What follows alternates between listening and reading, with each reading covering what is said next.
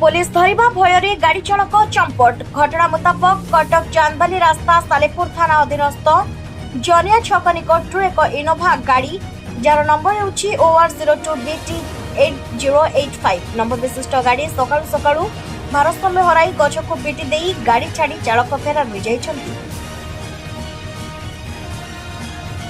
गाड़ी भितरे केही नथिबा बेले हलदिया पैकेट देखि गंजेई संदेह रे पुलिस और अबकारी विभाग को खबर देथिले स्थानीय लोके। घटनास्थल रे अबकारी टीम सहित सालेपुर पुलिस सहायता रे गाड़ी को जब्त करी सालेपुर अबकारी थाना को नहीं तदंत चलाइथिबा सूचना मिलिछि।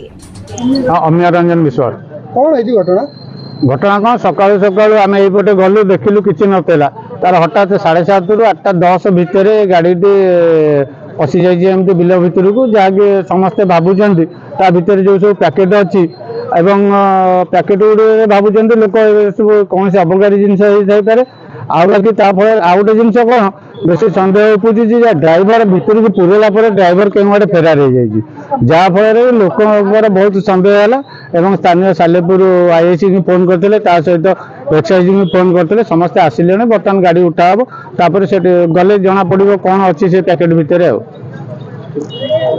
तो पारिपार्श्विक परिस्थिति जना पड़ी गंजेई थिला भाया लगुच।